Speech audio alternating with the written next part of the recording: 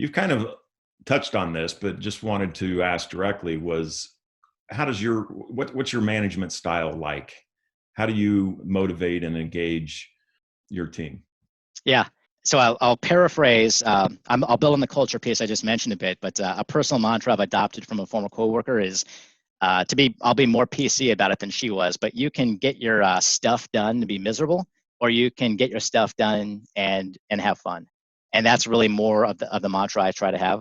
But I believe they come in that order. So setting high standards ultimately, I feel like is rewarded when your people grow to achieve them and have to stretch to get there, versus setting the bar, low enough that everyone feels like they delivered something when in the back of their minds, like maybe they're not getting stretched and challenged enough. They need to progress in their careers. Cultivating trust is a huge focus of mine. I continually try to let my team know through multiple mechanisms that I will always have their backs when it comes to making a decision, especially that when it aligns to our larger strategy. I try to speak openly and honestly about development areas, and I'll happily take anyone up on the opportunity to be a mentor and in whatever way I can kind of coach them through whatever they're feeling, whether they report to me or whether they're in different organizations. And I'll say it helps for me, particularly if you can not only tolerate but appreciate my dad jokes, because I am a father of three and a master of them. That's great. So, what's been the biggest challenge you've encountered in your role? Has it been people, process, or technology, or combination? Always people. I've been, and sometimes still am, actually guilty of identifying a strategy, circulating with a few folks on my team once or twice, and then assuming there's this universal understanding and embracing of ideas. And it just never works like that. That's where those relationships that I mentioned previously within your company, even if it's really painful for an introvert like me, and sometimes it truly is, it's critical to success. You have to have those relationships. So our biggest struggle right now is getting the business to see the need for things like active data stewardship and ownership as part of our governance strategy. So you can have all the tools in the world to track, metadata throughout a data set, data assets lifecycle. But if the business doesn't see value in practices like defining and tagging the data, then what's the point? So we've attempted top-down approaches with executives in the business with some success, only to have then those executives move on to different roles, and then it's almost like you start from scratch at that point. We've also tried the same bottoms-up approach that we did with our self-service program, but it's interesting. With self-service, it's almost a different mindset because you're enabling people to do what they want to do faster.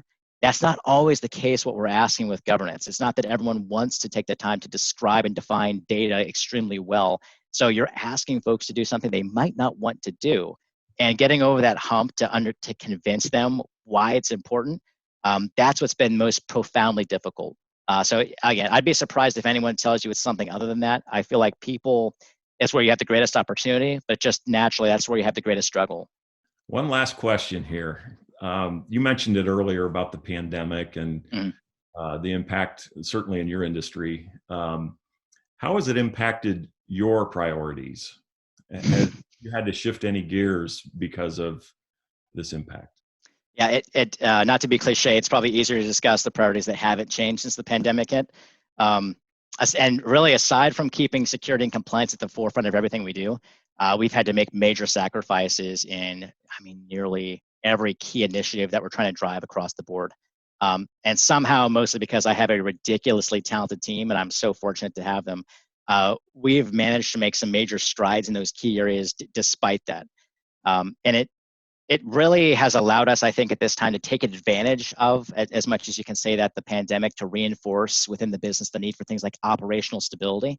So really pushing back hard on things like new feature development in the form of, can we address technical debt and reestablish that strong foundation to build from again, and take the time to be a little bit selfish about it, because we know there's that urge to get right back into developing features, and we are trying to make sure we're not being asked to do more with less, but to do less with less and really focus on what is critical to keep going at this point. That hasn't prevented us from being asked to do more things. And interestingly, one of those things is actually responding to the COVID-19 pandemic, especially in the aviation industry. So that's resulted in some more priorities as we look to scale back costs in certain areas. But we're being asked to develop new solutions that help project how our industry and our company specifically might recover throughout various models. You know, taking in external data factors, some internal proprietary algorithms to look at, again, just different recovery curves and models.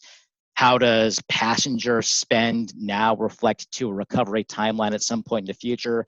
How does that translate into when some of our airlines might actually start putting their engines through shop visits again, which is how we make a lot of our money? That has been, as much as it's additional work and it's caused some long hours and late nights for individuals on the team to put those things together, to see that direct impact in the business, and that direct impact is felt. Our aviation and overall GE CEOs look at these reports on a daily basis to understand that data. That has been just really cool to see, and I'm incredibly proud of my team and actually overall GE Aviation to see how we've responded during this pandemic. And it's convinced me now more than ever we've got a bright future ahead of us. That's great. And that's got to be exciting to be providing that data and those analytics that can basically help your company be super successful. So it's not every day that look, we're data engineers, data architects behind the scenes sometimes. So there isn't always that opportunity for the limelight. This has been a really cool opportunity to have our team step up and get some of that exposure into the great work that we're doing and how it's changing the course of the overall company, and like have it reflected when a Larry Culp references this data, to know it's something that our teams have developed is a really, really cool feeling for both myself and our teams. very good. Well, Ross, thank you so much for your time today. It's been extremely informative, and wow, sounds like you have quite an organization, and I like how you said that you guys like to have fun. It does make a difference, especially when the challenges are tough. So Hugely. thank you again for your time. And for those that are watching, be sure to check out cdomagazine.tech for additional interviews, and have a great day. Thanks, Patrick.